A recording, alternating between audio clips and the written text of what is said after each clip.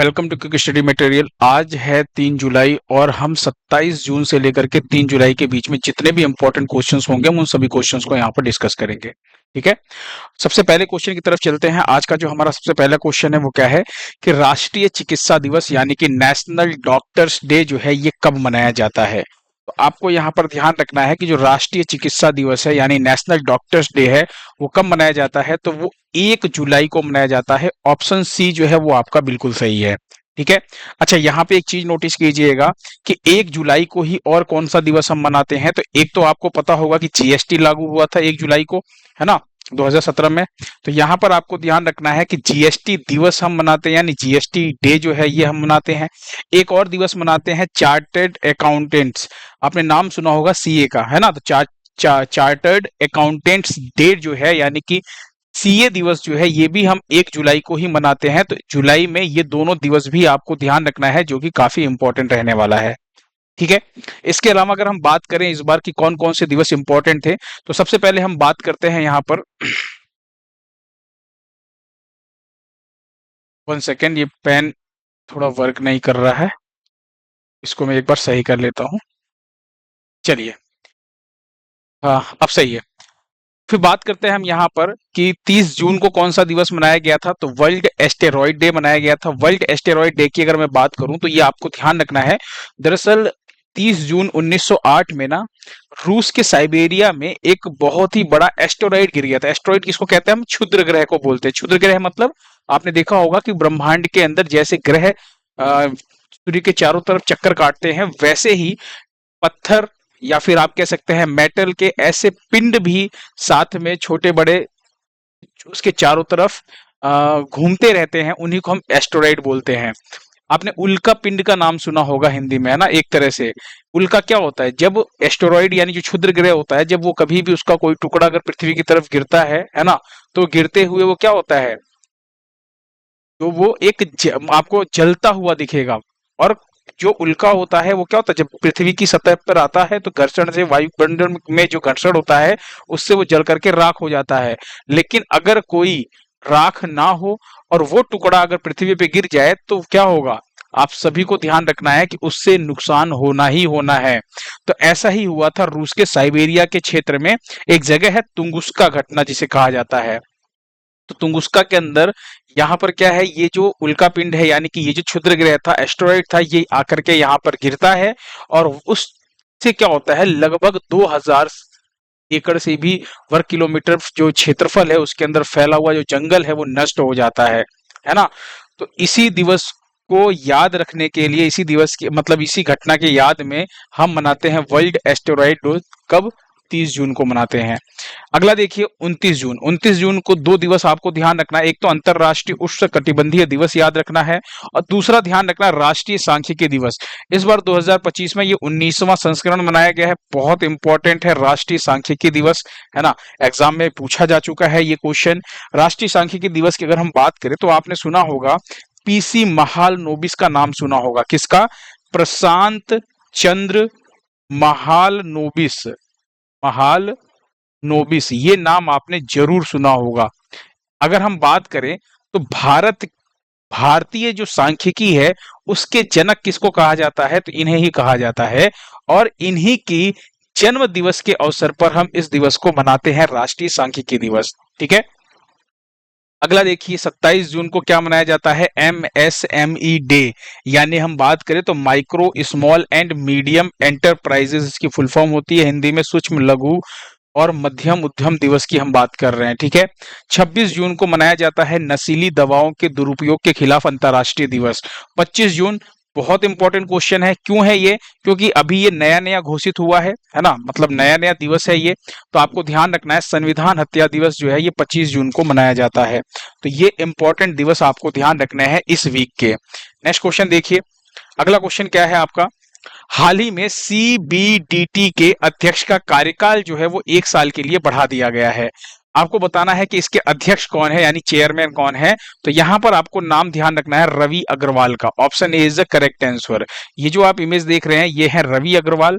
और अगर मैं इनकी बात करूं रवि अग्रवाल की तो ये 1998 बैच के, कौन से बैच के? 1998 बैच के IRS ऑफिसर हैं, यानी कि आप क्या कह सकते हैं, आप कह सकते हैं आईआरएस अधिकारी हैं, और यही बने हैं सीबीडीटी के अध्यक्ष यानी कि चेयरमैन।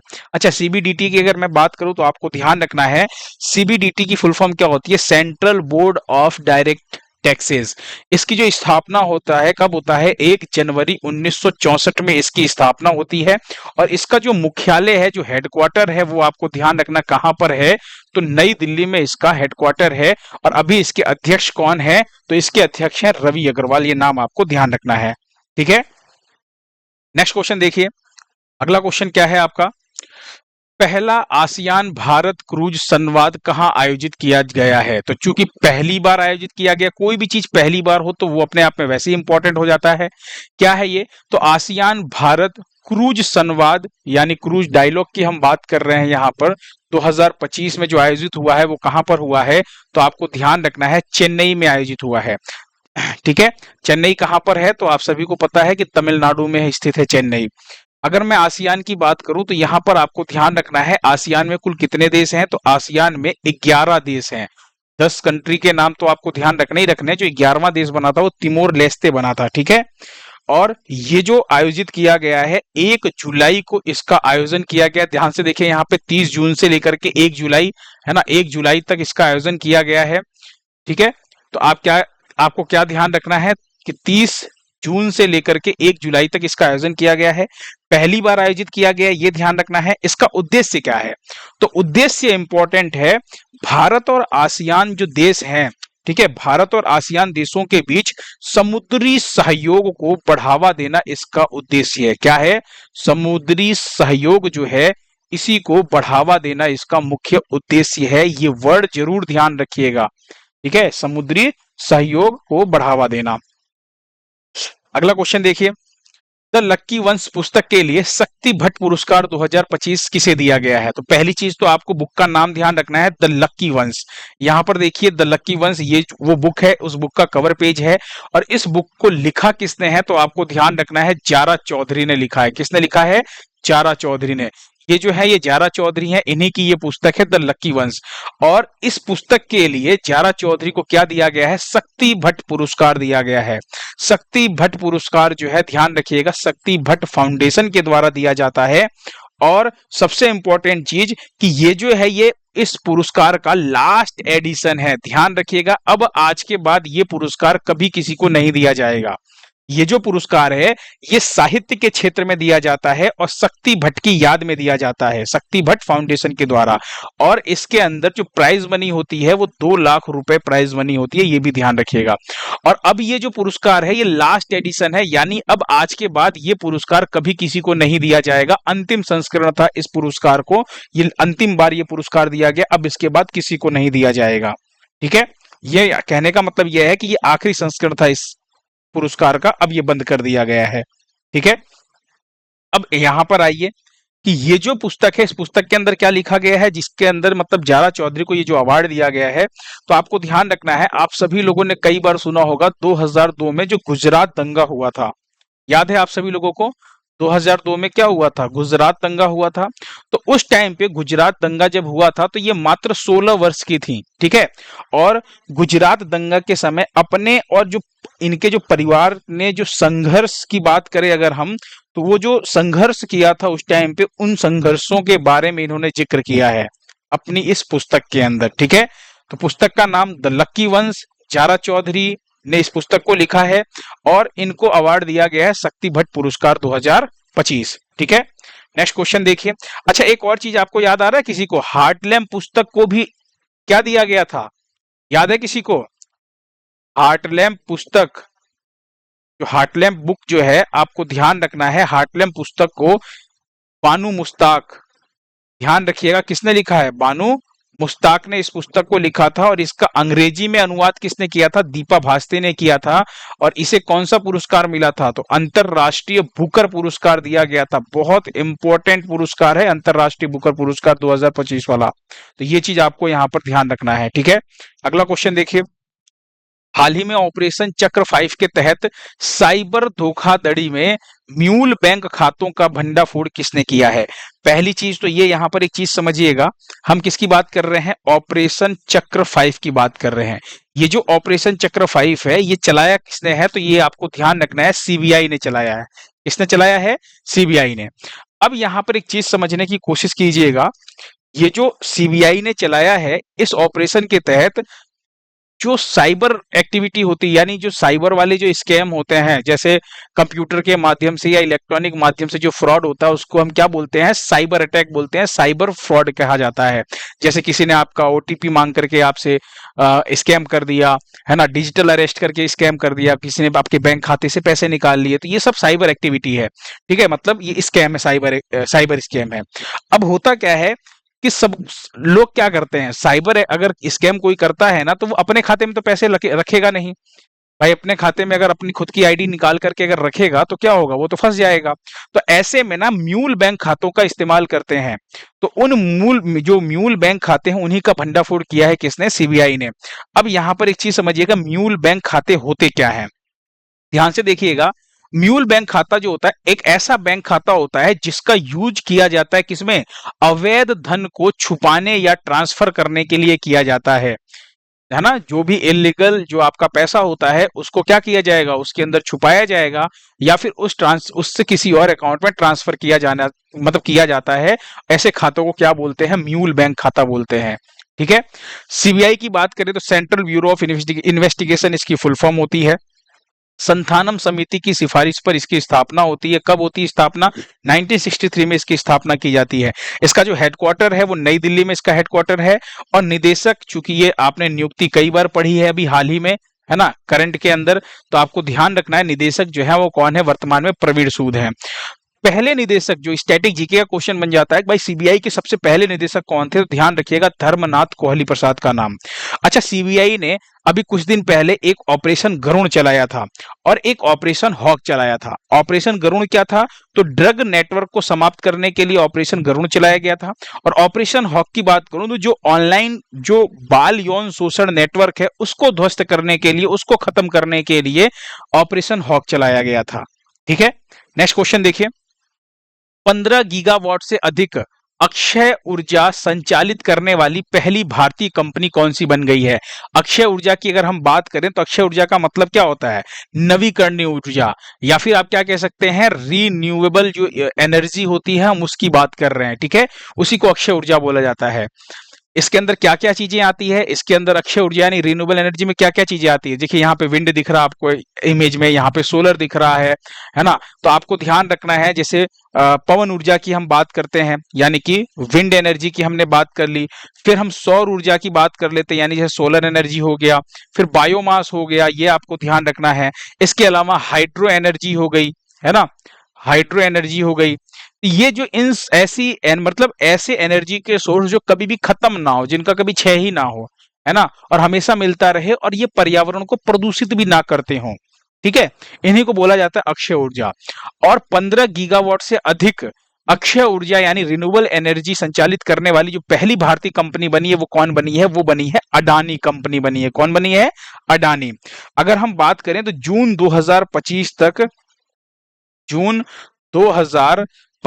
तक अडानी एनर्जी की अगर कुल परिचालन क्षमता की बात करें तो 15,539 मेगावाट, यानी जिसे हम क्या बोलते हैं 15 गीगावाट से अधिक इसने क्या किया है?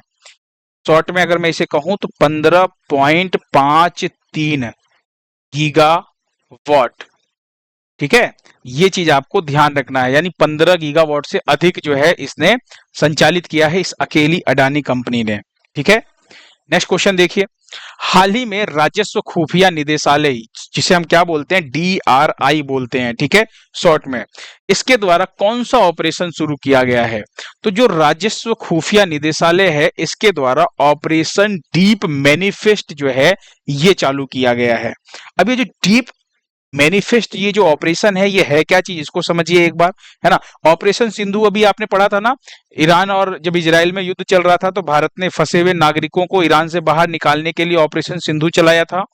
और इजराइल ने जब ईरान के ऊपर हमला किया था तो ऑपरेशन राइजिंग लॉयन नाम दिया था। याद आ रहा है आप लोगों को? पिछली क्लास के अंदर मैंने पूरी कहानी बताई थी, है ना, किसने कब हमला किया, अमेरिका ने कौन सा ऑपरेशन चलाया, ईरान ने कौन सा चलाया, इजराइल ने कौन सा चलाया, सारे ऑपरेशन मैंने बताए। फिर वापस ईरान ने अमेरिका के ऊपर कौन सा चलाया, तो ये सारी चीजें आपको मैंने पिछली क्लास के अंदर बताई है। जाकर के अच्छे से देख लीजिएगा, रिवाइज कर लीजिएगा चीजों को। बात करते हैं यहाँ पे ऑपरेशन डीप मैनिफेस्ट की। ऑपरेशन डीप मैनिफेस्ट में क्या है कि इस ऑपरेशन के तहत पाकिस्तान से अवैध रूप से लाई जा रही माल की जो खेप है, खेप नहीं खेप, को जब्त किया गया है। ये माल दुबई के रास्ते भारत में लाया जा रहा था। सीधी सी बात है, आप बस इतना समझिए कि पहलगाम जो हमला हुआ था उसके बाद पाकिस्तान से सभी तरह के हमने आयात जो है वो बंद कर दिया। हमने जो भी ट्रेड था पाकिस्तान की तरफ से जो भी था सब बंद कर दिया है। अब ऐसे में क्या कर रहा है पाकिस्तान? पाकिस्तान क्या कर रहा है कि वो अपना माल यूएई भेज दे रहा है, फिर यूएई का माल बता करके अपना माल जो है वो भारत में उतार दे रहा है। भाई सीधी सी बात है, भारत में जनसंख्या सबसे ज्यादा है और व्यापार करने के लिए किसी भी कंपनी को भाई खरीदेगा सामान कौन? जब जो जनसंख्या होती है, जो लोग होते हैं वही तो सामान खरीदते हैं। जहां पे ज्यादा लोग होंगे वो जहां वहां पे ज्यादा सामान खरीदा जाएगा। ठीक है, तो यहां पर आपको ध्यान रखना है कि ये जो माल उतारा गया था ना पाकिस्तान का, ये मुंबई के नावा सेवा पोर्ट यानी जो बंदरगाह है यहां पर उतारा गया था, यहीं पर पकड़ा गया है, जिसकी कुल कीमत बता अगर यहां पे पता किया जाए तो 9 करोड़ रुपए है, जिसे यूएई का बता करके उतारा गया था। ठीक है, और कुल 39 कंटेनर्स उतारे गए थे, ये आपको ध्यान रखना है इस मुंबई के पोर्ट पर। तो आपको ध्यान रखना ऑपरेशन डीप मैनिफेस्ट क्या है, इसका उद्देश्य क्या है? तो इस ऑपरेशन का उद्देश्य इतना सा है कि पाकिस्तान के द्वारा अवैध तरीके से लाए गए सामान को रोकना। ठीक है, पाकिस्तान अपना सामान जो है वो यूएई का बता करके जो आयात कर रहा था उसी के ऊपर हमने जब्त किया है उसके सामान को, और उसको रोकना हमारा यही एक उद्देश्य है। ठीक है, अभी हमने पानी बंद किया है, अब हम इनका खाना बंद कर देंगे, इनके सामान बंद कर देंगे, मतलब सब बंद करना है इसका, है ना। चलिए अगला क्वेश्चन देखिए, भारत का पहला ग्रीन डेटा सेंटर जो है ये किस राज्य में स्थापित किया जाएगा? तो भारत का पहला ग्रीन डेटा सेंटर जो है ये आपको ध्यान रखना है उत्तर प्रदेश राज्य में स्थापित किया जाएगा। और उत्तर प्रदेश में भी कहां पर? तो उत्तर प्रदेश के गाजियाबाद में स्थापित किया जाएगा। सबसे पहले समझिए ग्रीन डेटा सेंटर है क्या चीज, है ना। क्योंकि भारत का पहला है इसलिए क्वेश्चन थोड़ा सा इंपॉर्टेंट रहने वाला है। देखिए डेटा सेंटर क्या होता है? डेटा सेंटर का मतलब क्या होता है कि डेटा सेंटर पर क्या होता है, जो भी डेटा होता है उसको स्टोर करना, प्रोसेस करना, ट्रांसफर करना, इन सब चीजों को मतलब आपको ध्यान रखना, इन सब चीजों के लिए डेटा सेंटर बनाए जाते हैं ना। अब होता क्या है कि इसमें बहुत सारी जो एनर्जी होती है वो यूज होती है। कैसे? जैसे आप कंप्यूटर रखेंगे, सर्वर लगाएंगे, है ना, स्टोरेज डिवाइसेस लगाएंगे। अब इसमें क्या होता है, ये सारी जो चीजें होती है ना, ये जो कंप्यूटर्स के इतने सारे पार्ट्स हैं, इसको तो खूब सारी बिजली भी तो यूज करते हैं। यानी इस ये जो डेटा सेंटर है जिनमें स्टोर करने के लिए हमें बहुत सारा एनर्जी का यूज करना पड़ता है। और आपको पता ही है कि अगर हम बिजली यूज करेंगे, एनर्जी यूज करेंगे तो पर्यावरण को भी तो नुकसान होता है कहीं ना कहीं से, इनडायरेक्ट तरीके से। अब होता है क्या, लेकिन एक ऐसा डेटा सेंटर जो बहुत ही कम एनर्जी यूज करे, एक ऐसा डेटा सेंटर जो बहुत ही कम एनर्जी यूज करे, और जो भी एनर्जी यूज कर रहा है वो आपको ध्यान रखना है रिन्यूएबल टाइप का एनर्जी सोर्स हो, यानी कि जो पर्यावरण को नुकसान ना पहुंचाए। एक तो एनर्जी बहुत कम यूज करे, और जो एनवायरमेंट है ना, एनवायरमेंट को कम से कम लॉस करे, यानी कम से कम नुकसान पहुंचाए। ऐसे डेटा सेंटर को हम क्या बोलेंगे? ग्रीन डेटा सेंटर बोलेंगे। ठीक है, तो जो भारत का पहला ग्रीन डेटा सेंटर है वो आपको ध्यान रखना है उत्तर प्रदेश के गाजियाबाद में स्थित किया गया है। ठीक है, कहां पर? उत्तर प्रदेश के गाजियाबाद में। कुछ इंपॉर्टेंट पॉइंट्स की बात करते हैं। तो गाजियाबाद आपको नाम ध्यान रखना है, उत्तर प्रदेश के गाजियाबाद में इसकी स्थापना हुई है। किसके द्वारा बनाया जा रहा है? तो सेंट्रल इलेक्ट्रॉनिक्स लिमिटेड और ईएसडीएस सॉफ्टवेयर सॉल्यूशन लिमिटेड, ये दो कंपनियां हैं, आपको ध्यान रखना इनके द्वारा बनाया जा रहा है, जो 2027 तक बनकर के पूरा हो जाएगा। ठीक है, तो ये चीज आपको ध्यान रखना है। अगला क्वेश्चन देखिए, हुरून ग्लोबल यूनिकॉर्न इंडेक्स 2025 में भारत कौन से स्थान पर है? तो बात करते हैं हुरून ग्लोबल यूनिकॉर्न इंडेक्स। अब यूनिकॉर्न इंडेक्स के अंदर सबसे पहले समझिए यूनिकॉर्न किसको कहा जाता है। तो आपको ध्यान रखना एक ऐसा स्टार्टअप कंपनी, है ना, ऐसी स्टार्टअप कंपनी जिसकी वैल्यू कितनी हो, $1 बिलियन या फिर इससे अधिक हो। तो आपको ध्यान रखना है ऐसे स्टार्टअप कंपनी को क्या बोला जाता है? यूनिकॉर्न बोला जाता है। और इस ये जो रैंकिंग जारी की गई है इसमें भारत कौन से स्थान पर है? तो भारत है तीसरे स्थान पर। कौन से स्थान पर है? तीसरे स्थान पर।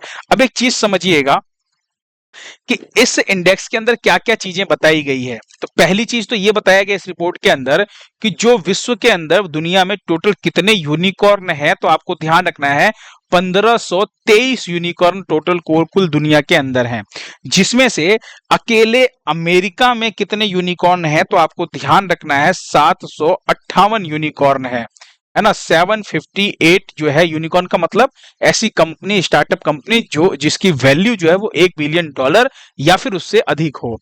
ठीक है, तो वहीं पे आपको ध्यान रखना है पहले नंबर पे अमेरिका है, दूसरे नंबर पे चीन है, तीसरे नंबर पे भारत है। और भारत के पास कुल कितने यूनिकॉर्न कंपनियां हैं, तो आपको ध्यान रखना है 64, है ना। नहीं, आपको यहाँ पर एक चीज जो है वो करेक्ट कीजिएगा, हाँ 64 कंपनियां हैं जो आपको ध्यान रखनी है। अब यहाँ पे एक चीज पे फोकस कीजिएगा, अभी 2025 में भी मैंने कुछ आपको यूनिकॉर्न कंपनियां पढ़ाई हैं जनवरी से लेकर के अभी जून तक, याद आ रहा है। एक आपने नेट्राडाइन पढ़ा था, है ना। अगर हम इसकी बात करें तो ये एक डीप टेक स्टार्टअप कंपनी है। वहीं पे अगर मैं बात करूं जसपे कंपनी के बारे में आपने पढ़ा था, डिजिटल पेमेंट कंपनी है। पोर्टर आपने पढ़ा था, है ना, जो कि एक लॉजिस्टिक प्लेटफॉर्म है। फिर एक आपने ट्रूल्स पढ़ा था, ट्रूल्स यानी ये पहली पेट फूड यूनिकॉर्न है। पेट फूड यानी जो पालतू जानवर होता है ना, उनको खाना बनाने वाली कंपनी है एक ये, ठीक है। तो ट्रूल्स नाम आपको ध्यान रखना है। तो 2025 में ये 4 आपने कंपनियां पढ़ी थी यूनिकॉर्न, अपने भारत की कंपनी, जो आपको ध्यान रखना है ना। और अभी टोटल कितनी कंपनियां हैं, 64 कंपनियां हैं यूनिकॉर्न के अंदर। तो आपको ध्यान रखना है हुरून ग्लोबल यूनिकॉर्न इंडेक्स के अंदर भारत जो है तीसरे स्थान पर है, पहले स्थान पे कौन है, अमेरिका है। और भारत की कुल 64 कंपनियां हैं और टोटल कितने यूनिकॉर्न है, तो 1523 यूनिकॉर्न है। ये कुछ चीजें आपको ध्यान रखनी है। अगला क्वेश्चन देखिए, हाल ही में जैन समाज ने धर्म चक्रवर्ती सम्मान से किसे सम्मानित किया है। तो आप यहाँ पर प्रधानमंत्री नरेंद्र मोदी जी को देख पा रहे होंगे यहाँ पर इमेज में, है ना। इनको जैन समाज ने धर्म चक्रवर्ती सम्मान से सम्मानित किया है। Option D is the correct answer. अच्छा, यहीं पे अगर मैं कुछ आपको चीजें याद दिलाऊं थोड़ा सा, तो अभी 2025 के अंदर किसकी बात कर रहे हैं हम, 2025 की बात कर रहे हैं। प्रधानमंत्री नरेंद्र मोदी जी को कुछ देशों का सर्वोच्च सम्मान दिया गया है 2025 के अंदर। कौन कौन से सम्मान हैं, तो आपको ध्यान रखना है। एक है आपका श्रीलंका का सर्वोच्च सम्मान, जिसे मित्र विभूषण के नाम से जाना जाता है, दिया गया।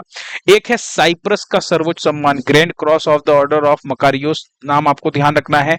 एक है आपका मॉरिशस का सर्वोच्च सम्मान दिया गया है, order of the star and की ऑफ द इंडियन ओशियन। ये आपको ध्यान रखने हैं, तीनों के तीनों सर्वोच्च सम्मान जो 2025 में नरेंद्र मोदी जी को दिया गया है, ठीक है। अगला क्वेश्चन देखिए, नाटो शिखर सम्मेलन 2025 जो है ये कहां पर आयोजित हुआ है। बहुत ही इंपॉर्टेंट क्वेश्चन है, अक्सर पूछा जाता है। नाटो शिखर सम्मेलन की अगर मैं बात करूं तो इसका आयोजन जो हुआ है वो नीदरलैंड में हुआ। कहां पर हुआ है, नीदरलैंड में। तो ऑप्शन ए जो है वो आपका बिल्कुल सही है। कुछ इंपॉर्टेंट पॉइंट्स की बात करें अगर हम नाटो शिखर सम्मेलन की या नाटो समिट की, तो नाटो समिट 2025 में जो हुआ है वो नीदरलैंड के हेग में हुआ है, ठीक है। हेग जो है वो नीदरलैंड में है। और अगर हम बात करें यहाँ पर तो 24-25 जून 2025 को आपको ध्यान रखना है इसका आयोजन किया गया है, इस समिट का। जिसकी अध्यक्षता किसने की है, तो मार्क रूटे जो है उन्होंने इसकी अध्यक्षता की है। अब ये जो मार्क रूटे हैं ये आपको ध्यान रखना है, ये प्रधानमंत्री हैं किसके, ये नीदरलैंड के प्रधानमंत्री हैं, ठीक है। ये चीज आपको ध्यान रखना है। अच्छा, एक और चीज ध्यान रखिएगा, इस सम्मेलन में एक घोषणा की गई है, और इस सम्मेलन में घोषणा क्या की गई है कि जो सदस्य देश हैं, तो नाटो के कुल कितने सदस्य देश हैं, तो अभी आपको ध्यान रखना टोटल 32 सदस्य देश हैं। 2035 तक अपने जीडीपी का 5% रक्षा क्षेत्र पर यानी कि डिफेंस सेक्टर पर खर्च करेंगे, ये आपको ध्यान रखना है। अभी तक कितना खर्च कर रहे थे ये लोग, तो अभी तक जो नाटो के सदस्य देश थे ये डिफेंस सेक्टर पर 2% का खर्च करने के लिए मतलब घोषणा की गई थी। अब इसको बढ़ा करके कितना कर दिया गया है, 5% कर दिया गया है, ठीक है। कि जितने भी सदस्य देश हैं नाटो के, वो 5% तक अपने डिफेंस सेक्टर पे खर्च करेंगे जीडीपी का, ठीक है। नाटो की बात करें तो नाटो की फुल फॉर्म क्या होती है, पूछा गया एग्जाम में क्वेश्चन है ये, नॉर्थ अटलांटिक ट्रीटी ऑर्गेनाइजेशन। इसका मतलब क्या होता है, इसका उद्देश्य क्या है कि इसके अंदर नाटो सदस्य के जितने भी सदस्य देश होंगे नाटो के, है ना, उन सभी, ये सभी एक तरह से राजनीतिक रूप से जुड़े हुए हैं। कहने का मतलब एक ऐसी संधि है जिसमें अगर किसी भी बाहरी देश के द्वारा अगर एक देश पर अगर हमला किया जाता है तो वो सभी देशों पर हमला माना जाएगा। यानी सभी लोगों को मिलजुल करके साथ में रहना है और एक दूसरे का बचाव करना है। आप ये समझ लीजिए सिंपल तरीके से। नाटो की जो स्थापना हुई थी ये कब हुई थी? 4 अप्रैल 1949 में स्थापना की गई थी। जिसका हेडक्वार्टर कहां पर है? तो ब्रुसेल्स बेल्जियम में इसका हेडक्वार्टर है। और अभी वर्तमान में जो सेक्रेटरी जनरल है वो मार्क रूटे हैं। और इसके सदस्य देश कौन है? तो 32 सदस्य देश हैं। जो 32वां बना था यानी सबसे नवीनतम कौन सा है? स्वीडन का नाम आपको ध्यान रखना है। और एक और चीज ध्यान रखिएगा कि ये जो 32वां देश है स्वीडन है। 31वां कौन सा है? तो आपको ध्यान रखना है फिनलैंड जो है ये बना था नाटो का 31वां सदस्य देश। ठीक है, तो ये चीज आपको यहां पर ध्यान रखना है। अच्छा, नाटो समिट जो है 2024 वाला पिछली बार कहां पर हुआ था? ये तो चलिए 2025 का आपने देखा। अगर अभी क्योंकि देखिए क्वेश्चंस क्या है, ये तो अभी हो रहा है ना, लेकिन अभी जो हाल फिलहाल में अगर एग्जाम होने वाले हैं, जैसे आरओ का एग्जाम होने वाला है इसी महीने होने वाला है, तो उसके अंदर हो सकता है कि जो पुराना वाला नाटो शिखर सम्मेलन है वो भी आपसे पूछा जा सकता है। तो आपको ध्यान रखना है कि अमेरिका के वॉशिंगटन में नाटो समिट 2024 हुआ था। कहां पर?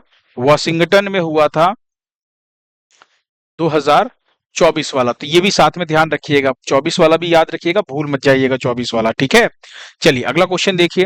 हाल ही में जनजातीय मंत्रालय ने कौन सी पहल शुरू की है? तो सबसे जरूरी चीज आपको ध्यान रखना है कि कौन सा मंत्रालय है? तो जनजातीय मंत्रालय है। और इसने जो पहल शुरू की है वो क्या शुरू किया है? आदि कर्म योगी शुरू किया है। तो आदि कर्म योगी जो पहल है ये आपको ध्यान रखना है कि ये पहल क्या है? तो एक राष्ट्रव्यापी पहल है जिसका उद्देश्य क्या है कि क्षेत्र स्तर के अधिकारियों को प्रशिक्षित करके जनजातीय कल्याण योजनाओं की क्रियान्वयन को मजबूत करना। आपने देखा होगा कि सरकार जो है वो जो जनजातीय लोग हैं उनके कल्याण के लिए योजनाएं तो बना देती है ना। सरकार जो है वो योजनाएं तो बना देती है, लेकिन वो जमीनी स्तर पर लागू नहीं हो पाते हैं। तो अधिकारी जो उन योजनाओं को जन जन तक नहीं पहुंचा पा रहे हैं उन्हें ही ट्रेनिंग दी जाएगी, उनको प्रशिक्षित किया जाएगा, उनको प्रेरित किया जाएगा कि वो जो है जन जन तक अपनी जो जनजातीय योजनाएं हैं उनको पहुंचा पाए उसको। इस पहल का नाम क्या है? आदि कर्म योगी नाम है। अच्छा, जनजातीय मंत्रालय के मंत्री कौन है अगर आपसे पूछा जाए, है ना, तो मंत्री का नाम जरूर ध्यान रखिएगा, जुवेल ओराम। कौन है? जुवेल ओराम का नाम आपको ध्यान रखना है। ठीक है, चलिए नेक्स्ट क्वेश्चन देखिए। हाल ही में अंतरराष्ट्रीय परमाणु ऊर्जा एजेंसी, किसकी बात कर रहे हैं? अंतरराष्ट्रीय परमाणु ऊर्जा एजेंसी की बात कर रहे हैं, यानी IAEA शॉर्ट में कहा जाता है ना। आपको ध्यान रखना है इसकी फुल फॉर्म क्या होती है? इंटरनेशनल एटॉमिक एनर्जी एजेंसी, जिसे हिंदी में अंतरराष्ट्रीय परमाणु ऊर्जा एजेंसी कहा जाता है। अभी इससे अपनी जो सदस्यता निलंबित की है वो किसने की है? ईरान ने की है। क्यों की है? तो यहां पर समझिए एक चीज को। आप सभी लोगों को पता है कि अमेरिका ने क्या किया था? ईरान के ऊपर हमला किया था। जो इसके परमाणु जो स्थल थे, है ना, जो 3 स्थल थे उनके ऊपर हमला किया। अब हमला तो किया, लेकिन इसके बाद ईरान ने क्या किया? इसकी सदस्यता से निलंबित कर दिया। रीजन क्या था? क्योंकि ईरान का ये कहना था कि ये इस एजेंसी की निंदा करती है। लेकिन देखिए, ईरान का कहना यह था कि ये जो एजेंसी है इस हमले की निंदा करनी चाहिए थी। अंतरराष्ट्रीय परमाणु ऊर्जा एजेंसी को इस हमले की निंदा करनी चाहिए थी, अमेरिका की निंदा करनी चाहिए थी, लेकिन इसने उसको कुछ बोला ही नहीं, है ना। इसीलिए इसने क्या किया? इससे अपनी सदस्यता जो है वो निलंबित करने की घोषणा कर दी। ठीक है, अगर हम बात करें अंतरराष्ट्रीय परमाणु ऊर्जा एजेंसी की, तो इसकी जो स्थापना हुई थी वो 1957 में हुई थी, है ना। वियना, ऑस्ट्रिया की जो कि राजधानी है वियना, वहां पर इसका मुख्यालय है, हेडक्वार्टर है। इसके सदस्य देशों की बात करूं तो 178 इसके सदस्य देश हैं। साथ ही आपको ध्यान रखना है भारत जो है वो संस्थापक सदस्य देशों में है। ठीक है, टैगलाइन क्या है इसकी? शांति के लिए परमाणु। और 2005 में नोबेल शांति का पुरस्कार इस एजेंसी ने जीता है। और इसका उद्देश्य क्या है? इस एजेंसी का उद्देश्य यह है कि परमाणु ऊर्जा के शांतिपूर्ण उपयोग को बढ़ावा देना। शांतिपूर्ण उपयोग को बढ़ावा देना का मतलब यह है कि ये नहीं कि परमाणु हाथ में आ गया तो चले पड़ोसियों को मार आए, ऐसा नहीं। आप एनर्जी बनाने के लिए यूज कीजिए, है ना, अपने मतलब बिजली के उत्पादन में यूज कीजिए। कहने का मतलब ये कि जो भी परमाणु ऊर्जा है उसका शांतिपूर्ण यूज करने को बढ़ावा देना और परमाणु हथियारों सहित किसी भी सैन्य उद्देश्यों के लिए इसे रोकना। ये नहीं कि आप पा गए परमाणु तो लेके हम क्या नाम है परमाणु बम पा गए तो आप धुआं धुआं कर दिए, है ना। ये नहीं होना चाहिए। अच्छे काम के लिए यूज कीजिए, हथियार के लिए और लोगों को मारने के लिए नहीं। चलिए अगला क्वेश्चन देखिए क्या है। एशियाई अवसंरचना निवेश बैंक की बात करते हैं। एशियाई अवसंरचना निवेश बैंक, जिसे शॉर्ट में AIIB कहा जाता है, यानी एशियन इंफ्रास्ट्रक्चर इन्वेस्टमेंट बैंक। इसका अध्यक्ष अभी किसे बनाया गया है? तो इसका अध्यक्ष बनाया गया है जू जियाई को। किसको बनाया गया है? जू जियाई को बनाया गया है। जू जियाई कहाँ के हैं? तो आपको ध्यान रखना है चीन के हैं ये, और चीन के पूर्व उप वित्त मंत्री रह चुके हैं, फाइनेंस मिनिस्टर रह चुके हैं, है ना। जू जियाई का नाम आपको ध्यान रखना है। अच्छा, अगर हम बात करें एशियन इंफ्रास्ट्रक्चर इन्वेस्टमेंट बैंक का, तो इसकी स्थापना 2016 में ही हुआ था, और इसका जो हेडक्वार्टर है वो चीन के बीजिंग में स्थित है। यहीं पे एक मिलता जुलता नाम आपने पढ़ा होगा, ADB, है ना। ये एशियन डेवलपमेंट बैंक है। देखिए, एशियन इंफ्रास्ट्रक्चर इन्वेस्टमेंट बैंक अलग है और एशियन डेवलपमेंट बैंक अलग है। और इसके अभी हाल ही में जो नए अध्यक्ष बने हैं वो कौन बने हैं? मासातो कांडा का नाम आपको ध्यान रखना है ना। ADB के जो नए अध्यक्ष बने हैं मासातो कांडा, इनका ये नाम आपको ध्यान रखना है। तो दोनों में अंतर है, AIIB और ADB दोनों अलग अलग चीजें हैं, ठीक है। नेक्स्ट क्वेश्चन देखिए, रिसर्च एंड एनालिसिस विंग, जिसे शॉर्ट में हम रॉ बोलते हैं।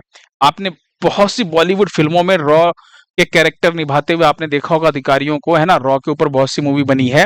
तो ये जो रॉ है, इसके अभी नए प्रमुख कौन बने हैं? रॉ क्या है? तो आपको ध्यान रखना है, ये भारत की खुफिया एजेंसी है। भारत की क्या है? खुफिया एजेंसी। जैसे आपने नाम सुना होगा मोसाद का, है ना। इजराइल की खुफिया एजेंसी मोसाद है, पाकिस्तान की खुफिया एजेंसी ISI है ना, ISI है। और अभी आपने पढ़ा था पिछली क्लास के अंदर ही कि जो यूके है, यूके की जो खुफिया एजेंसी है MI6, इसकी अभी पहली महिला प्रमुख बनी है, और वो कौन है? ब्लेज मैट्रेवेली। नाम याद आ रहा आप लोगों को? ब्लेज मैट्रेवली, ये आपने पिछली क्लास में ही पढ़ा था, इंपॉर्टेंट नाम है।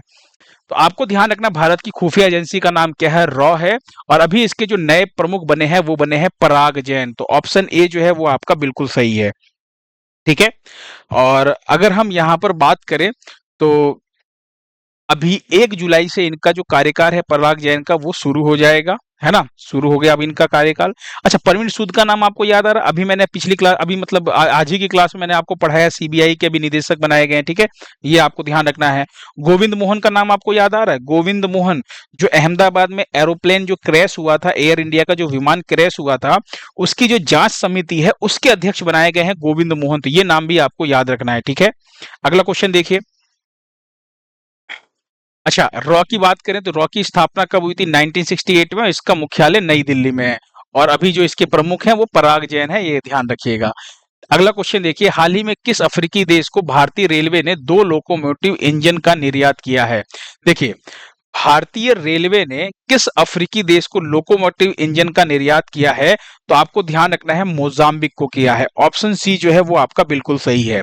तो भारत ने 3300 हॉर्स पावर, कितना? 3300 हॉर्स पावर का, है ना, ये 2 लोकोमोटिव इंजन जो है निर्यात किया है।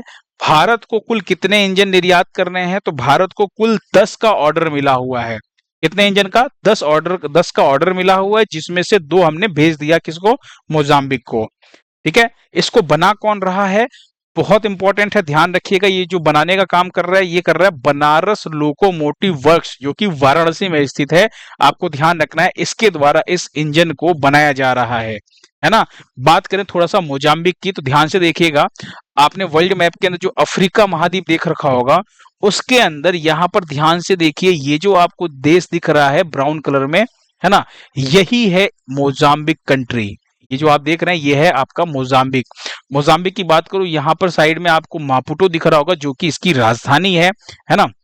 राष्ट्रपति कौन है? डेनियल चेपो। और यहाँ की जो करेंसी है उसका नाम क्या है? मेटिकल, ठीक है।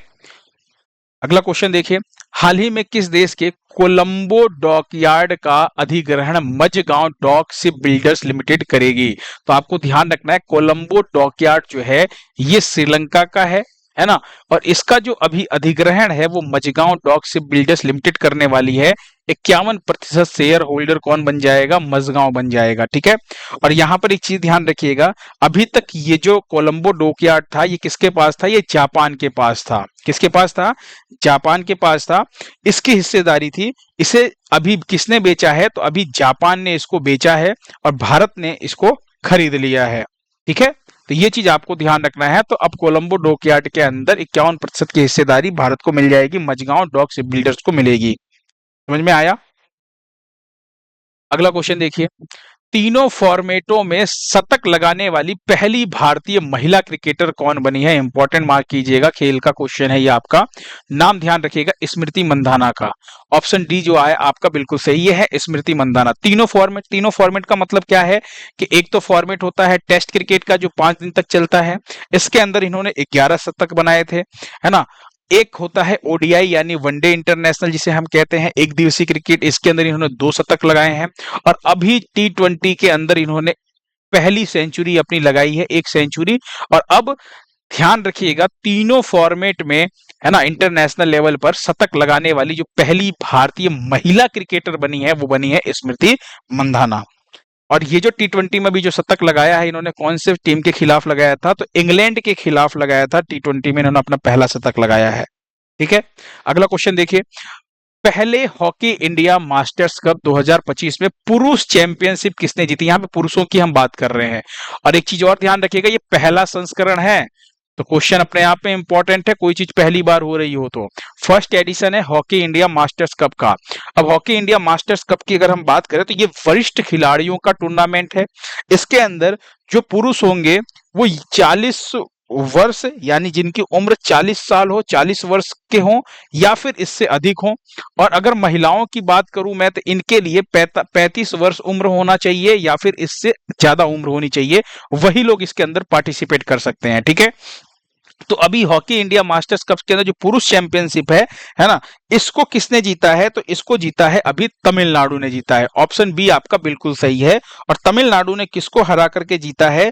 तो आपको ध्यान रखना है, महाराष्ट्र को हरा करके जीता है। यानी तमिलनाडु को क्या मिल गया? गोल्ड मेडल मिला है। ठीक है, महाराष्ट्र को सिल्वर मेडल मिला है।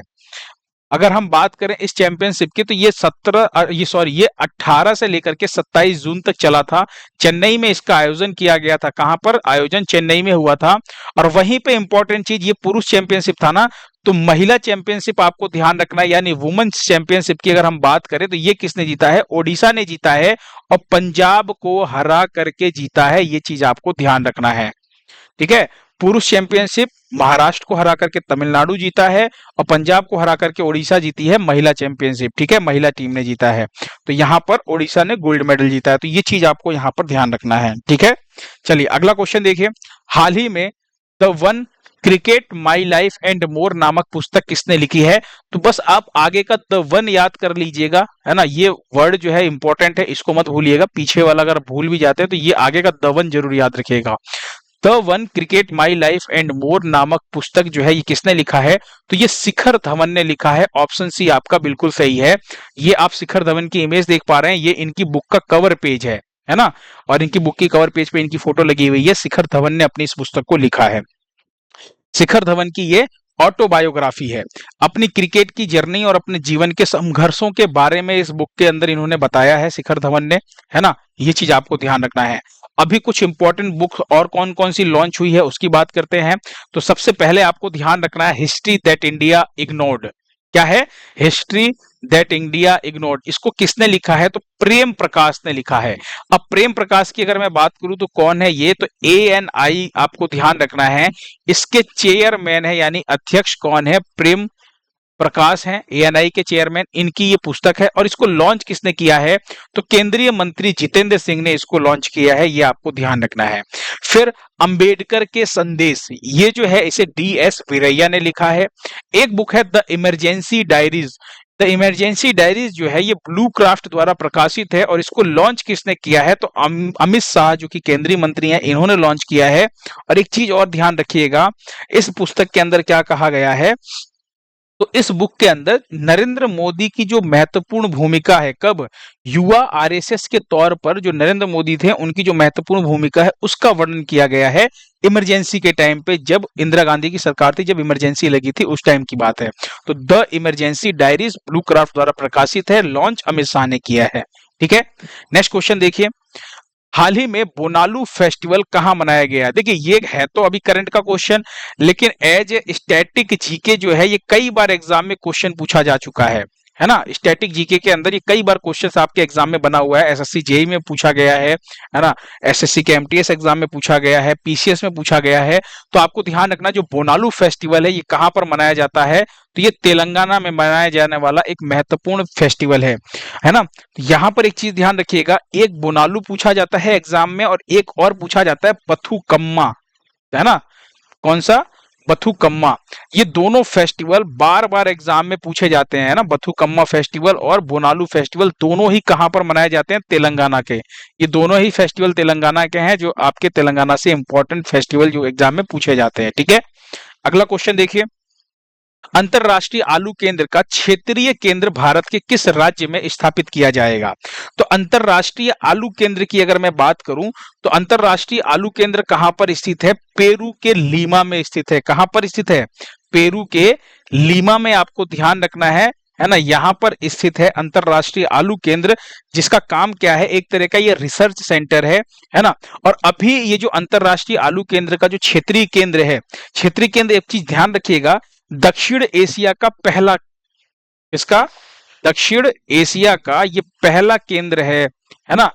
और एक चीज आपको इंपॉर्टेंट यहां पर ध्यान रखने की, इसका काम क्या है? ये जो अंतरराष्ट्रीय आलू केंद्र का जो क्षेत्रीय के जो भारत में खोला जा रहा है, स्थापित किया जा रहा है, इसका काम क्या है, उद्देश्य क्या है? तो आलू की क्वालिटी में सुधार करना और पैदावार को बढ़ाना इसका मुख्य उद्देश्य है। और ये कहां पर खोला जा रहा है? तो ये आपको ध्यान रखना है, उत्तर प्रदेश के आगरा में खोला जा रहा है। कहां पर खोला जा रहा है? उत्तर प्रदेश के आगरा के अंदर आपको ध्यान रखना है यहां पर, है ना। आगरा के अंदर भी कहां पर? तो सिंगना में खोला जाएगा। सिंगना या आगरा में एक जगह है, वहां पर इसको खोला जाएगा। अगर हम बात करें, ये तो अंतरराष्ट्रीय आलू केंद्र हो गया। अपने भारत में एक केंद्रीय आलू अनुसंधान संस्थान भी है, जिसे शॉर्ट में सीपीआरआई कहा जाता है। ये कहां पर है? तो ये शिमला में स्थित है। इसको याद कैसे करेंगे? एक छोटा सा ट्रिक बता रहा हूं मैं आपको। देखिए, आलू और शिमला मिर्च की सब्जी बनती है ना। आपने देखा होगा ना, शिमला मिर्च जो है वो आलू के साथ सब्जी बनती है। तो ऐसे याद कर लीजिए कि आलू और शिमला, है ना। इससे क्या हो जाएगा? केंद्रीय आलू अनुसंधान संस्थान शिमला में स्थित है। तो भारत वाला जो है केंद्रीय है, वो आपको ध्यान रखना है शिमला में। तो आलू शिमला मिर्च की सब्जी बना दीजिए, काम हो जाएगा आपका। और अंतरराष्ट्रीय आलू केंद्र कहां पर है? तो पेरू लीमा के अंदर स्थित है, ठीक है। ये आपको ध्यान रखना है। एक क्वेश्चन एग्जाम में पूछा जाता है, दिवस से विश्व आलू दिवस कब मनाया जाता है? तो 30 मई को मनाया जाता है। ये आपको ध्यान रखना है। अगला क्वेश्चन देखिए, भारत की पहली क्वांटम कंप्यूटिंग वैली जो है ये कहां पर स्थापित की जाएगी? तो भारत की पहली क्वांटम कंप्यूटिंग वैली तो इंपॉर्टेंट है। ऐसा ही एक क्वेश्चन मैंने आपको पहले भी पढ़ाया था कि भारत की पहली क्वांटम विलेज कहां पर स्थापित किया गया है? तो मैंने आपको क्या बताया था? आंध्र प्रदेश। तो सेम आप समझिए यहां पर कि आंध्र प्रदेश के अमरावती में भारत की पहली कंप्यूटिंग क्वांटम कंप्यूटिंग वैली जो है वो स्थापित की जाएगी। कहां पर? आंध्र प्रदेश के अमरावती में। और किसके द्वारा स्थापित किया जाएगा, यानी कौन स्थापित करेगा? तो आईबीएम कंपनी का नाम आपने सुना होगा, आईबीएम द्वारा स्थापित किया जाएगा। उद्देश्य क्या है? तो भारत को क्वांटम टेक्नोलॉजी के अंदर ना अग्रणी बनाना। अब क्वांटम कंप्यूटिंग का मतलब क्या होता है? ये और भी फास्ट काम करने वाली टेक्नोलॉजी है। जैसा अभी जो कंप्यूटर काम करते हैं, ये इनसे भी फास्ट काम करेगा। अभी तो हम फास्ट काम करने के लिए सुपर कंप्यूटर का यूज करते हैं ना, अगर और भी तेज चाहिए हमको तो हम क्वांटम कंप्यूटिंग की तरफ जा रहे हैं, ठीक है। अगला क्वेश्चन देखिए, हाल ही में किस दिन को नया बांग्लादेश दिवस जो है ये घोषित किया गया है? तो आपको ध्यान रखना है, जो नया बांग्लादेश दिवस जो घोषित किया गया है, ये किया गया है 8 अगस्त को। कब किया गया है? 8 अगस्त आपको ध्यान रखना है। और बांग्लादेश की जो अंतरिम सरकार है उसने इस दिवस को घोषित किया। क्यों किया है? क्योंकि मोहम्मद यूनुस, ये जो आप देख रहे हैं ना मोहम्मद यूनुस को, मोहम्मद यूनुस जो है ये मुख्य सलाहकार के रूप में इन्होंने 2024 में शपथ लिया था इसी दिन, है ना। इसी दिन ये बांग्लादेश के मुख्य सलाहकार के रूप में शपथ लेते हैं 2024 में। इसीलिए उस दिवस को यानी 8 अगस्त को नया बांग्लादेश दिवस जो है ये घोषित किया गया है, ठीक है। अगला क्वेश्चन देखिए, सीनियर नेशनल एक्वेटिक चैंपियनशिप 2025 की बात करते हैं। इसमें पहला स्थान या शीर्ष स्थान किसने हासिल किया है? तो पहली चीज तो आपको ध्यान रखना है, एडिशन कौन सा है, तो 78 एडिशन यानी 78वां संस्करण है। और शीर्ष पर कौन है, तो आपको यहां पर ध्यान रखना है, जो कर्नाटक है वो शीर्ष पर बना हुआ है, पहले स्थान पर है। तो कर्नाटक पहले स्थान पर है, महाराष्ट्र दूसरे स्थान पर है और तमिलनाडु जो है वो तीसरे स्थान पर है। ठीक है, वहीं पे अगर मैं बात करूं तो इस नेशनल एक्वेटिक चैंपियनशिप की अगर हम बात करें तो इसका आयोजन जो हुआ है वो 22 से 26 जून 2025 के बीच हुआ है, कलिंगा स्टेडियम भुवनेश्वर, आपको ध्यान रखना उड़ीसा के अंदर इसका आयोजन किया गया है। अगला क्वेश्चन देखिए, हाल ही में कटारा गामा एसाला महोत्सव 2025 कहां मनाया गया है? तो कटारा गामा एसाला महोत्सव की अगर हम बात करें तो ये मनाया गया है श्रीलंका के अंदर। कहां मनाया गया है? ऑप्शन बी आपका बिल्कुल सही है, श्रीलंका में मनाया गया है। अच्छा, ये जो दिवस है ये आपको ध्यान रखना है, तीनों धर्मों के लोग मनाते हैं। तीनों धर्म कौन कौन से हैं? तो आपको ध्यान रखना है, एक तो हिंदू लोग है ना, भगवान मुरुगन के रूप में इनकी पूजा करते हैं, है ना, कार्तिकेय भगवान के रूप में। एक आपको ध्यान रखना, जो मुस्लिम लोग हैं वो भी इस त्योहार को मनाते हैं। उसके बाद एक आपको ध्यान रखना है, बौद्ध लोग, है ना, बौद्ध लोग जो हैं वो भी इस त्योहार को मनाते हैं। तो तीनों धर्मों के लोग जो है इस त्योहार को मनाते हैं, ये आपको ध्यान रखना है। अच्छा, श्रीलंका के अंदर ही अगर मैं आपको याद दिलाऊं तो अभी कुछ दिन पहले ही मैंने आपको एक उत्सव पढ़ाया था, पोसान पोया उत्सव। पोसान पोया उत्सव याद आ रहा है किसी को? और एक और आपने पढ़ा था, वैशाख पोया उत्सव, याद आया किसी को? वैशाख पोया उत्सव, ये दोनों ही, पोसान पोया और वैशाख पोया, दोनों ही आपको ध्यान रखना है कहां पर मनाए गए हैं, श्रीलंका में मनाए गए हैं। और दोनों के दोनों क्या है, बौद्ध धर्म से रिलेटेड त्योहार हैं ये। ठीक है, तो आप क्या कह सकते हैं, बौद्ध उत्सव हैं दोनों के दोनों, ये भी ध्यान रखिएगा, श्रीलंका में मनाया गया है। मैं हैंडराइटिंग सुधारने की कोशिश कर रहा हूँ, मेरी हैंडराइटिंग थोड़ी सी गंदी है ना, मैं सुधारने की कोशिश कर रहा हूँ, आप लोग एडजस्ट कीजिएगा थोड़ा सा। नेक्स्ट क्वेश्चन है, किस राज्य के सलखन जीवाश्म पार्क को यूनेस्को की अस्थायी सूची में शामिल किया गया है? देखिए, यूनेस्को क्या करता है ना, विश्व धरोहर घोषित करता है। जो विश्व धरोहर होते हैं, है ना, जो अपने भारत में अभी कितने हैं टोटल, तो 43 हैं। 43 में से आपको ध्यान रखना है कि 35 क्या है, प्राकृतिक, है ना, सॉरी सांस्कृतिक, और आपको ध्यान रखना है 7 जो है ये प्राकृतिक है और एक मिश्रित धरोहर है। तो यूनेस्को क्या करता है, जो विश्व धरोहर घोषित करता है उसके लिए एक सूची बनाता है ना, जिसे अस्थायी सूची कही जाती है। तो आपको ध्यान रखना है कि ये जो विश्व धरोहर घोषित किए जाते हैं ये उसी अस्थायी सूची में से शामिल किया जाता है। तो अभी यूनेस्को की जो अस्थायी सूची है उसमें सलखन जीवाश्म पार्क को शामिल किया गया है। और ये जो सलखन जीवाश्म पार्क है ये कहां पर स्थित है, तो ये आपको ध्यान रखना है, उत्तर प्रदेश के अंदर स्थित है। उत्तर प्रदेश के कौन से जिले में? सोनभद्र जिले में आपको ध्यान रखना है। ठीक है, सोनभद्र जिला आपको है वो आपको ध्यान रखना है। यहां पर ऐसा माना जाता है कि 1.5 यानी आप ये समझिए 150 करोड़ साल पुराने जो जीवाश्म है वो यहाँ पर पाए जाते हैं इस जीवाश्म पार्क के अंदर। नाम क्या है? सलखन जीवाश्म पार्क, जो सोनभद्र जिले के अंदर स्थित है, उत्तर प्रदेश के सोनभद्र में। अभी इसको यूनेस्को की अस्थायी सूची में शामिल किया गया है। और इस हिसाब से अगर हम देखा जाए तो आपको ध्यान रखना है, जून 2025 तक, किसकी बात कर रहे हैं हम? बात कर रहे हैं जून 2025 तक, अभी जून ही खत्म हुआ है, तो जून 2025 तक कुल 63 स्थल जो है यूनेस्को की अस्थायी सूची में शामिल किए जा चुके हैं भारत के। भारत के कितने स्थल शामिल हैं? 63 स्थल।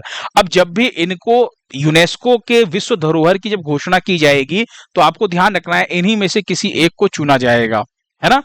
और अभी आपको याद हो तो जो अभी 43वां सबसे जो नवीनतम जो विश्व धरोहर घोषित किया गया है वो कौन सा था? तो असम का मोइद्दम, आपको याद आ रहा होगा, असम का मोइद्दम याद आ रहा आप लोगों को, है ना। ये आपका 43वां विश्व धरोहर था। ठीक है, चलिए अगला क्वेश्चन देखिए।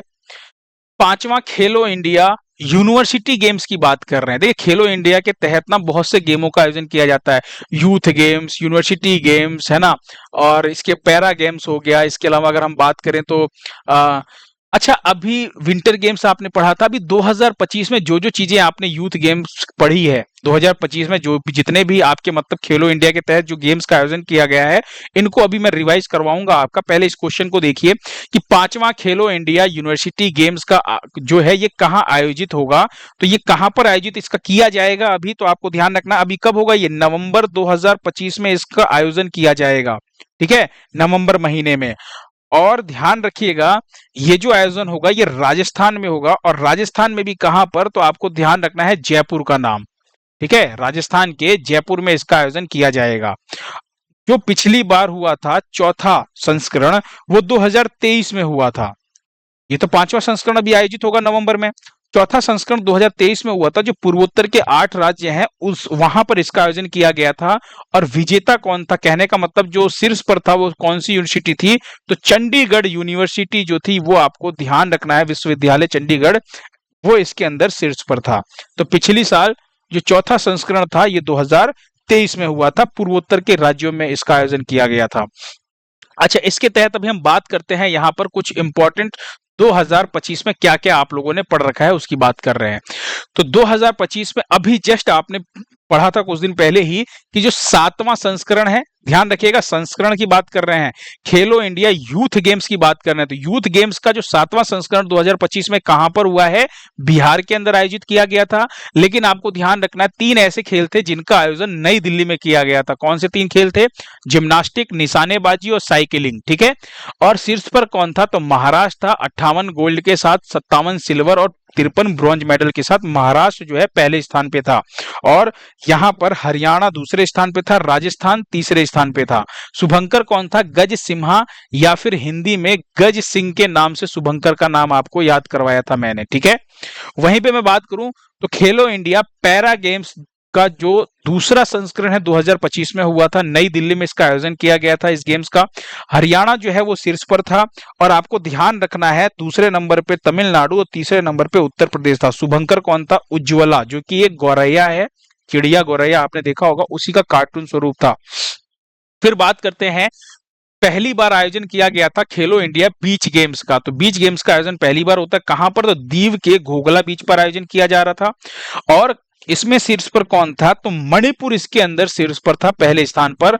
और शुभंकर कौन था, तो पियरल नाम आपको ध्यान रखना शुभंकर का, जो कि एक तरह की डॉल्फिन है।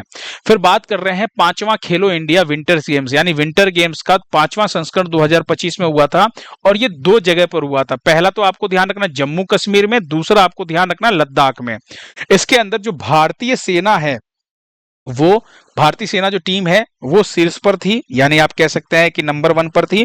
और हिमाचल प्रदेश दूसरे पर और लद्दाख तीसरे पर था। इसके अंदर जो शुभंकर था वो हिम तेंदुआ शुभंकर था। तो 2025 में खेलो इंडिया के जितने भी गेम्स हुए थे मैंने आपको रिवाइज करवा दिया है। और अब होने वाला है यूनिवर्सिटी गेम्स, जो कि नवंबर में होगा। जब वो होगा तब उसके बारे में इंपॉर्टेंट पॉइंट्स हम उस टाइम पढ़ लेंगे। ठीक है, अगला क्वेश्चन देखिए, हाल ही में ब्लूमबर्ग परोपकार पुरस्कार 2025 किसे सम्मानित किया गया है। तो ब्लूमबर्ग परोपकार की जगह पे कई बार न्यूज़पेपर में फिलेंथरोपी भी लिखा हुआ था। ठीक है, तो फिलेंथरोपी जो है, यानी कि ब्लूमबर्ग फिलेंथरोपी पुरस्कार या फिर ब्लूमबर्ग परोपकार पुरस्कार 2025 से किसे सम्मानित किया गया है, तो ये आपको ध्यान रखना है, भारत को सम्मानित किया गया है। यहां पर 6 देशों को सम्मानित किया गया है। कितने देशों को, 6 देश को सम्मानित किया गया है, क्योंकि उसके अंदर अपना भारत भी शामिल है। और भारत थोड़ा सा इंपॉर्टेंट देश है, इसलिए आपको ध्यान रखना है, जब कभी भी भारत को कोई अवार्ड मिल रहा है तो भारत ज्यादा इंपॉर्टेंट है। कौन कौन से 6 देश हैं और ये पुरस्कार क्यों दिया जाता है उसको देखिए। ये पुरस्कार जो है ये तंबाकू छोड़ने को बढ़ावा देने के लिए ये पुरस्कार दिया जाता है। यानी आपने देखा होगा ना, आप तो देखते होंगे भारत में क्या क्या हम करते हैं भाई, डॉक्टर तो समझाता ही समझाता है। आप देखे सिगरेट का डिब्बा लेकर के जाएंगे, उस पर भी लिखा रहता है भैया कि तंबाकू हानिकारक है। ऐसी ऐसी इमेज बना देते हैं कि देख करके आदमी को ना घिन आ जाए, वो तंबाकू छोड़ ही देगा, है ना।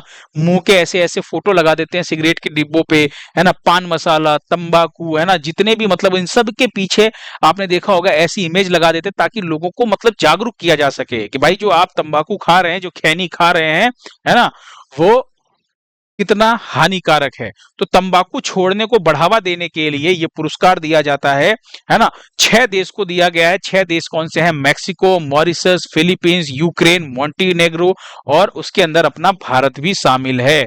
तो ये 6 देशों के नाम आपको ध्यान रखने हैं। कब दिया गया है? तो अभी डबलिन, जो कि आयरलैंड के अंदर एक स्थल है, डबलिन में आयोजित विश्व तंबाकू नियंत्रण सम्मेलन में ये पुरस्कार प्रदान किया गया है। विश्व तंबाकू नियंत्रण सम्मेलन का आयोजन कहां पर किया गया है? आयरलैंड के डबलिन में, वहीं पर यह अवार्ड दिया गया है।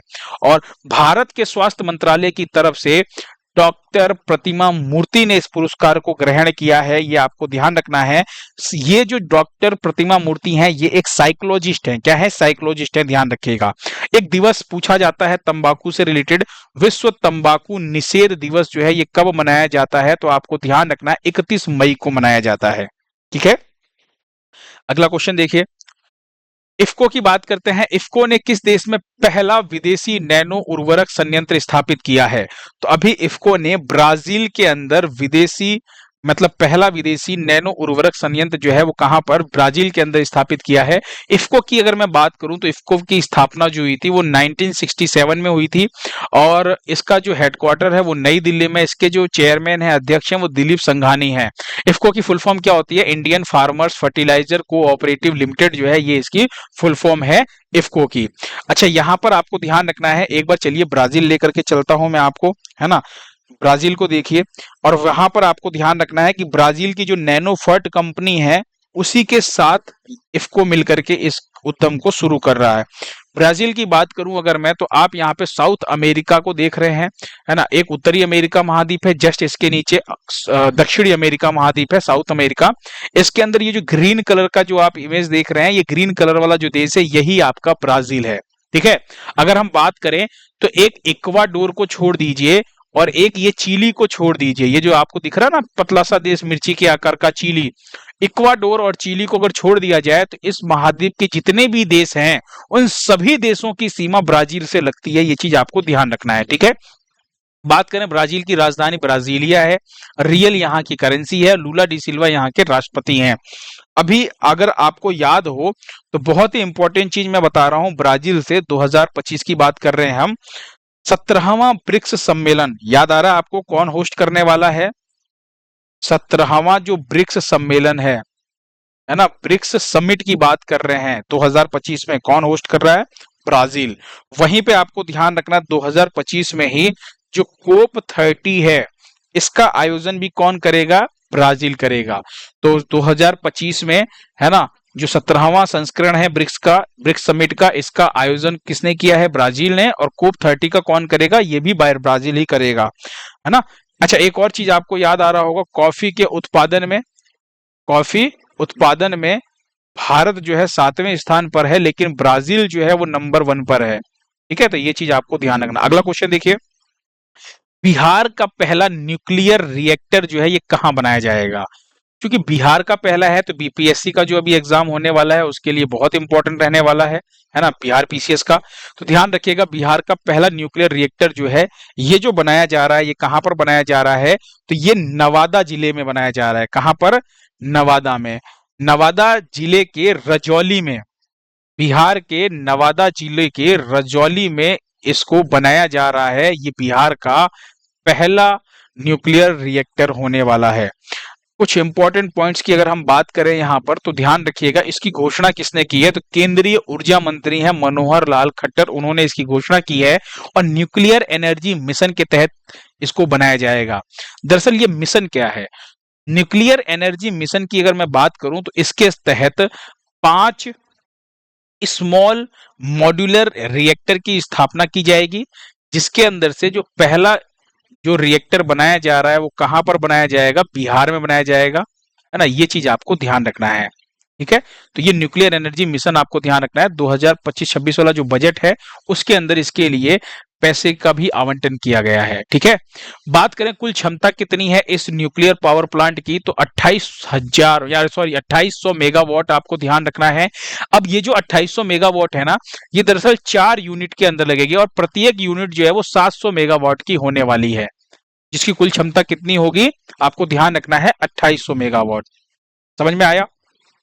चलिए अगला क्वेश्चन देखिए, हाल ही में कैप्टन एम एस कोहली, अब आपको लग रहा होगा कि यार क्या ही खतरनाक नाम है ना। एम एस धोनी के अंदर से एम एस निकाल लिया और विराट कोहली के नाम में से कोहली निकाल लिया। तो आपको ध्यान रखना है, एम एस कोहली जो है इनका अभी हाल ही में निधन हुआ है। एम एस कोहली का पूरा नाम क्या है? मोहन सिंह कोहली। क्या नाम है? मोहन सिंह कोहली। अभी इनका निधन हुआ है और इनका संबंध जो है वो पर्वतारोहण के क्षेत्र से है। इन्होंने एक वर्ल्ड रिकॉर्ड बना दिया था, 9 लोगों के साथ ये पर्वतारोहण करने गए थे। माउंट एवरेस्ट की चढ़ाई की थी उन्होंने, इस टीम का नेतृत्व किया था। और ये आपको ध्यान रखना है, पर्वतारोहण जो टीम है, मतलब पर्वतारोहण जो क्षेत्र है उससे संबंधित है। इनके बारे में अगर मैं बात करूं तो अभी इनका 93 वर्ष की आयु में निधन हुआ है। पूरा नाम मोहन सिंह कोहली है। ये एक पर्वतारोही थे, इंडियन नेवी में ऑफिसर भी थे, ये भी ध्यान रखिएगा, ठीक है। अभी इनकी अगर अवार्ड की बात करें तो इनको पद्म भूषण दिया गया है, अर्जुन अवार्ड भी दिया गया है और Tenzing Norgay national adventure award भी दिया गया है। ये आपको ध्यान रखना है। नाम क्या है? मोहन सिंह कोहली। अगला क्वेश्चन देखिए, इंडियन कंजर्वेशन कॉन्फ्रेंस, जिसे शॉर्ट में ICCON कहा जाता है ना। तो इंडियन कंजर्वेशन कॉन्फ्रेंस 2025 जो है ये कहां आयोजित हुआ है? तो आपको ध्यान रखना है, ये उत्तराखंड के देहरादून में इसका आयोजन किया गया है। इसका उद्घाटन किसने किया था, है ना। तो आपको यहां पर ध्यान रखना है, ये आप यहाँ पे पर्यावरण मंत्री को देख पा रहे हैं, है ना। भूपेंद्र यादव को आप देख पा रहे हैं यहाँ पर। अच्छा, यहाँ पर एक चीज नोटिस कीजिएगा, कुछ इंपॉर्टेंट पॉइंट्स की बात करें तो 25 से 27 जून तक इसका आयोजन किया गया है ना। और अगर हम बात करें यहाँ पर तो देहरादून उत्तराखंड के wild life institute of India में इसका आयोजन हुआ है।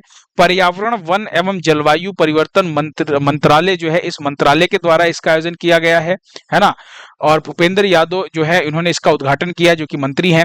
उद्देश्य क्या है? तो बायोडायवर्सिटी और वाइल्ड लाइफ के कंजर्वेशन पर चर्चा करना इसका उद्देश्य है, ठीक है। 2023 में जो प्रोजेक्ट टाइगर है उसके 50वें वर्षगांठ के रूप में इसको लॉन्च किया गया था। और ध्यान रखिएगा, इसी कॉन्फ्रेंस के साथ इंटरनेशनल बिग कैट अलायंस, जिसे शॉर्ट में IBCA कहा जाता है, इसकी भी शुरुआत हुई थी। ये जो कैट अलायंस है इंटरनेशनल, इसका क्या है? तो वैश्विक स्तर पे बिल्ली की जो 7 बड़ी प्रजातियां हैं, जैसे शेर हो गया, चीता हो गया, बाघ हो गया, हिम तेंदुआ हो गया, है ना, पूमा हो गया, जगुआर हो गया, इनकी क्या करनी है? सुरक्षा करने के लिए, इनको बचाने के उद्देश्य से इस अलायंस की शुरुआत की गई है। समझ में आया? चलिए अगला क्वेश्चन देखिए, राकेश शर्मा के बाद अंतरिक्ष में जाने वाले दूसरे भारतीय कौन बने हैं? तो आप सभी को पता है राकेश शर्मा, है ना। राकेश शर्मा जो हैं ये कब गए थे? ये 1984 में गए थे, ठीक है। पहले अंतरिक्ष यात्री थे भारत के जो अंतरिक्ष में गए थे। कई बार स्टैटिक जीके में ये क्वेश्चन पूछा गया है। अब दूसरे भारतीय जो बने हैं वो बने हैं शुभांशु शुक्ला। ऑप्शन ए आपका बिल्कुल सही है। शुभांशु शुक्ला की अगर मैं बात करूं तो ये लखनऊ के हैं, उत्तर प्रदेश के लखनऊ के, है ना। और एनडीए के जरिए इनकी भर्ती हुई थी, वायुसेना का हिस्सा बने। 2019 में ये विंग कमांडर की रैंक इन्होंने हासिल की थी और 2000 घंटे लड़ाकू विमान उड़ाने का भी इनके पास अनुभव है। और यही शुभांशु शुक्ला जो कि उत्तर प्रदेश लखनऊ के हैं, ये अभी दूसरे भारतीय बने हैं अंतरिक्ष में जाने वाले। अब यहाँ पे ना कुछ इंपॉर्टेंट पॉइंट्स अब हम बात करते हैं। 25 जून को एक मिशन लॉन्च किया गया था, एक्सियोम 4 मिशन। तो मिशन का नाम ध्यान रखिएगा, एक्सियोम 4 मिशन के तहत गए। कहां से ये मिशन लॉन्च किया गया था? तो कैनेडी स्पेस सेंटर फ्लोरिडा से इसको लॉन्च किया गया था, जो नासा का, है ना, सेंटर है। वहीं पे बात करें तो स्पेस एक्स के फाल्कन 9 रॉकेट और ड्रैगन स्पेस क्राफ्ट द्वारा ये लोग गए हैं। और 4 लोग गए हैं, 4 लोगों को कहां पर? तो इंटरनेशनल स्पेस स्टेशन, जिसे शॉर्ट में ISS कहा जाता है, वहां पर इनको भेजा गया है। तो एक तो शुभांशु शुक्ला का नाम आपको याद हो ही गया होगा कि भारत के हैं। 3 और नाम आपको ध्यान रखना है, टिबोर कापू हंगरी के, पैगी विटसन, है ना, ये अमेरिका की हैं, और स्लावोज उजनास्की जो कि पोलैंड के हैं। ये तीनों नाम भी आपको ध्यान रखना है, चारों लोगों के नाम, क्योंकि स्टेटमेंट वाइज क्वेश्चन आ जाएगा ना तो आप वहां पर कंफ्यूज हो जाएंगे, ठीक है। इसलिए ये चारों नाम आपको यहां पर ध्यान रखना पड़ेगा। अगला क्वेश्चन देखिए, विश्व सुपर कबड्डी लीग का पहला संस्करण कहां आयोजित किया जाएगा? तो विश्व सुपर कबड्डी लीग का जो पहला संस्करण है वो आपको ध्यान रखना है, दुबई में आयोजित किया जाएगा। ऑप्शन डी आपका बिल्कुल सही है। क्योंकि पहली बार आयोजित किया जा रहा है इसलिए ये क्वेश्चन थोड़ा सा इंपॉर्टेंट रहने वाला है, तो याद रखिएगा। और दुबई में कब आयोजन किया जाएगा? तो आपको ध्यान रखना है, फरवरी मार्च के अंदर इसका आयोजन किया जाएगा। कब? 2026 में। अभी तो जा चुका है ना, अभी तो जुलाई चल रहा है। तो फरवरी मार्च 2026 में इसका आयोजन किया जाएगा। पहली बार इसका आयोजन हो रहा है और दुबई में किया जाएगा। दुबई यानी कि हम बात कर रहे हैं UAE के अंदर, ठीक है। चलिए अगला क्वेश्चन देखिए, उज चेस कप मास्टर्स 2025 का खिताब कौन जीता है? आप इस इंसान को पहले भी कई बार देख चुके हैं, आर प्रज्ञानानंद नाम है इनका, है ना। इन्होंने इस खिताब को जीता है। देखिए यूजेड चेस यानी उज चेस की हम बात कर रहे हैं, है ना। ये जो टूर्नामेंट है इसको जीता है आर प्रज्ञानानंद ने, ये आपको ध्यान रखना है। ठीक है, चलिए लास्ट टाइम पे मैंने आपसे क्वेश्चन पूछा था, वैश्विक लैंगिक अंतर सूचकांक यानी ग्लोबल जेंडर गैप की हम बात कर रहे हैं। इस रैंकिंग में भारत की रैंक क्या थी? तो आपको ध्यान रखना है, भारत की रैंक 131वीं थी। ठीक है, 131 पे था भारत। आज टुडे क्विज की बात करें तो आपको बताना है कि प्रतिभा सेतु पोर्टल इसको किसने लॉन्च किया है? कमेंट बॉक्स में फटाफट आप लोग अपना आंसर दीजिए। पीडीएफ आपको एज इट इज कहां पर मिल जाएगा? टेलीग्राम चैनल पर मिल जाएगा, है ना। और यहाँ पर आप लाइक करना बिल्कुल ना भूलिएगा, अपने स्टडी ग्रुप्स जो है शेयर कीजिएगा उसके अंदर। और अब मैं, है ना, सारे कामों से फ्री हो चुका हूँ, मतलब मुझे ऑफलाइन भी बहुत सी जगह पे क्लास लेनी पड़ती है। फिर अभी हमारे घर में एक नन्ही सी परी आई है तो उसको भी टीका लगवाना है। बहुत से ऐसे काम, मतलब ऐसे काम आ जाते हैं जिसके बीच में थोड़ा सा समय भी निकालना मुश्किल हो जाता है। लेकिन अभी मैं रात को डेली, चूंकि 12 से 3 बजे के आसपास की न्यूज तो मेरे पास आ ही जाती है ना। तो मैं सोच रहा हूँ कि रात में बैठ करके आप लोगों के लिए कंटेंट तैयार करके और मॉर्निंग होते होते मैं 5-6 बजे तक आपको क्लास जो है वो अपलोड करके दे दूं। मैं थोड़ा रात में कम सोऊंगा, लेकिन मैं सोच रहा हूँ कि अब से ना डेली रेगुलर क्लासेस आपकी चलाई जाए। यानी कल से जो आपकी क्लासेस होंगी वो रेगुलर बेसिस पे क्लासेस होंगी। और साथ ही साथ एक और आपकी शाम को क्लासेस आएगी और वो आएगी स्टैटिक जीके की। ठीक है ना। तो ये दोनों ही चीजें आपको ध्यान रखना है।